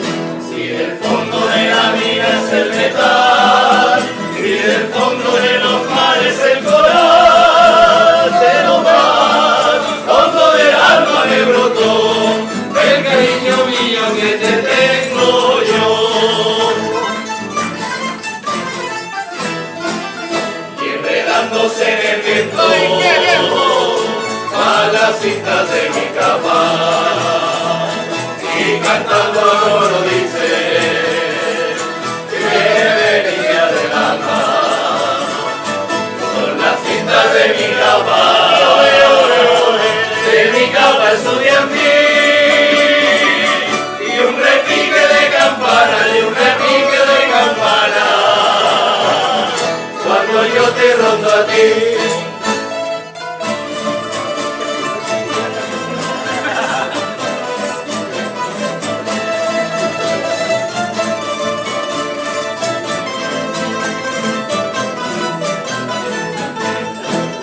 No preguntes cuando yo te conocí, si averigüe las razones del querer, solo sé que mis amores tu sentir, el por qué no lo sabría responder.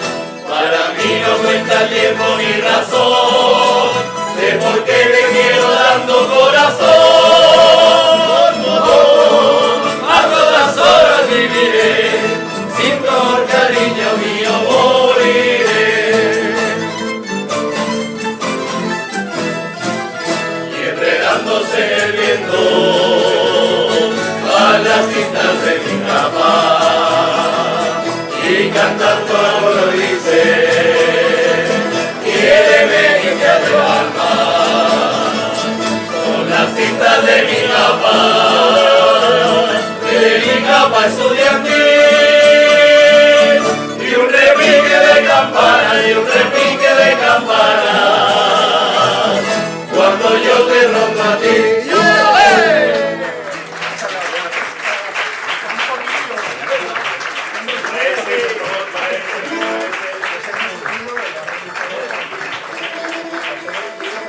Por lo menos les hemos ahorrado el último cuarto de hora de comida de cabeza. No nos lo agradezcan. Si queréis que vuelva a hablar, podemos...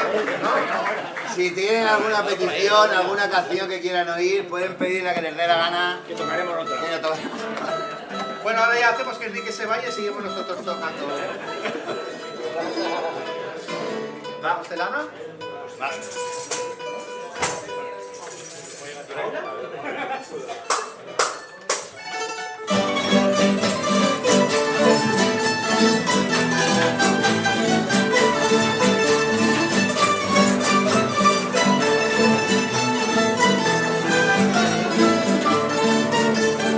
Pasa la tuna en Santiago cantando muy quedo romances de amor.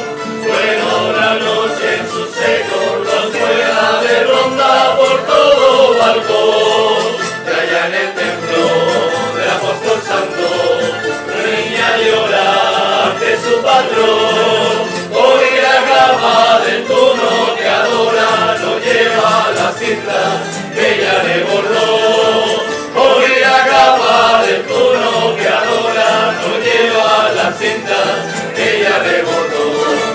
Cuando la tuna te dé serenata, no te enamores con porcelana, que cada cinta que adorna mi capa guarda un trocito de corazón.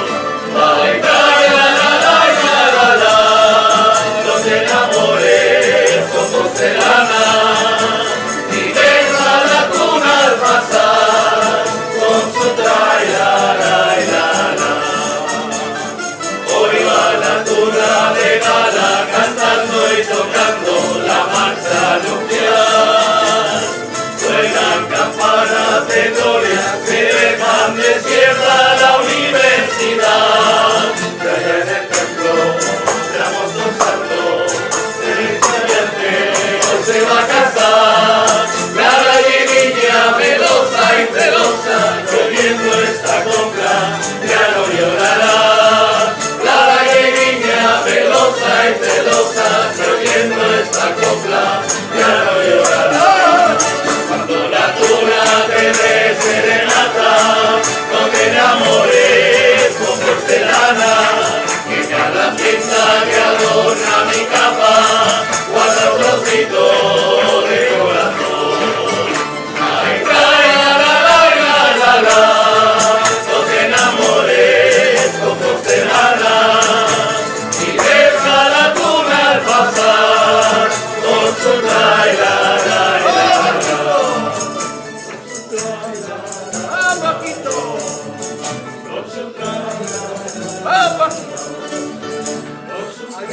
¡Arriba! Con su trailarailara.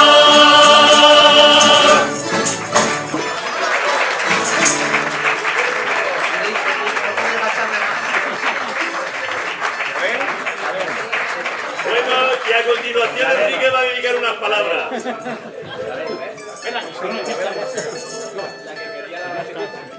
Unas palabras más. Un aplauso a Enrique, por favor, fuerte.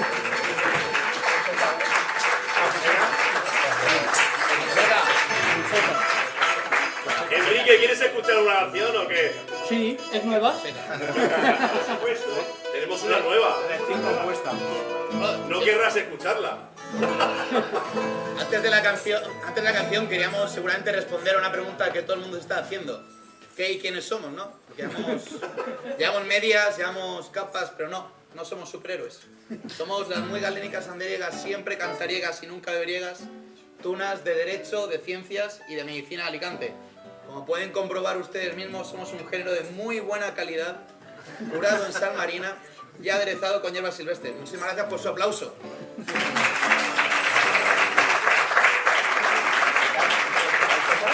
Ahora la canción.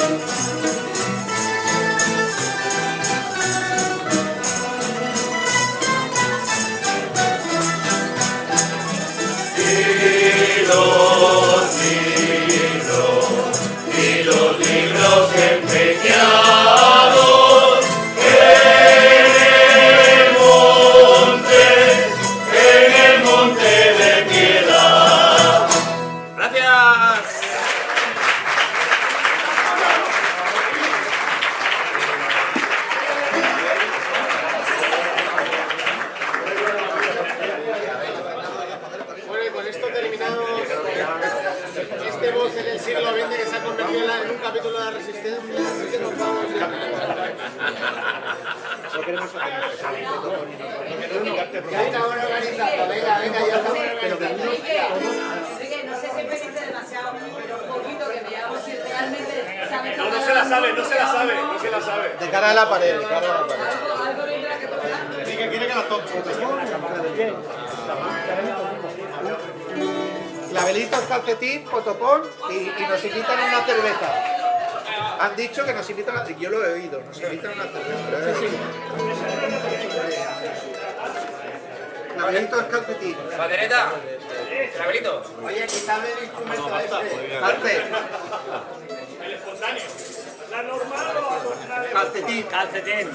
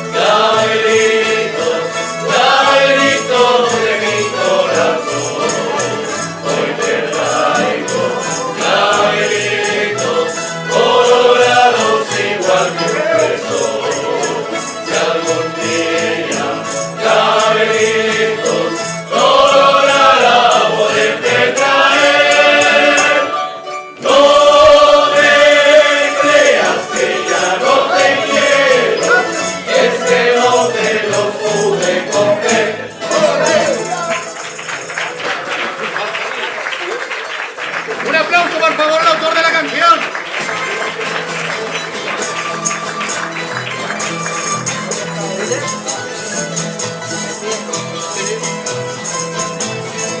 Escucha niña, este pasacalle, que dedicado a tu belleza va.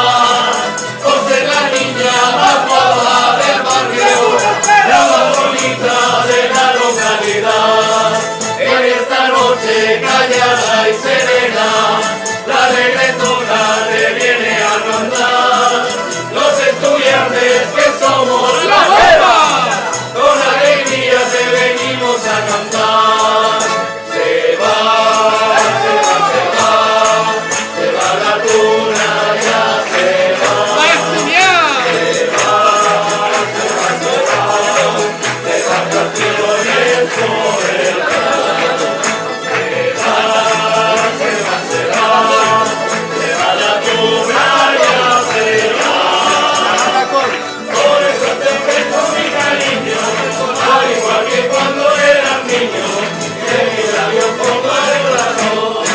La banda alcohol estaba a ser, con aridez más portugués.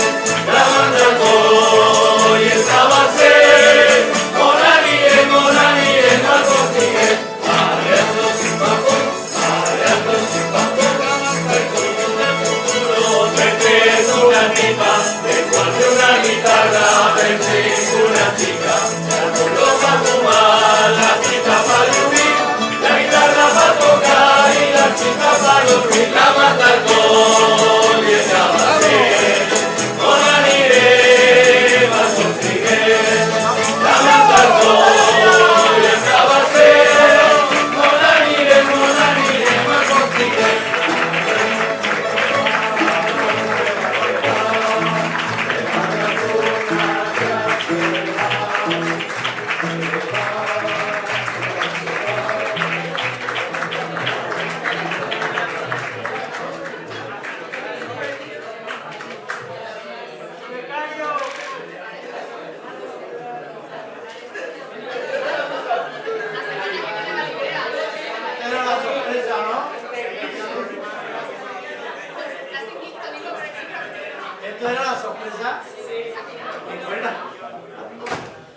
Muchas gracias a todos por la asistencia. La semana que viene va Librea una nueva edición.